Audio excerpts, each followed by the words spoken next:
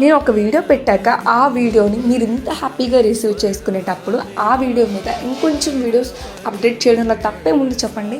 Last time పెట్టిన లక్ష్మీదేవి విగ్రహానికి అయితే 1.7K వ్యూస్ వచ్చాయి. అలానే మన బాలాజీ విగ్రహానికి కూడా 1.8K వ్యూస్ వచ్చాయి.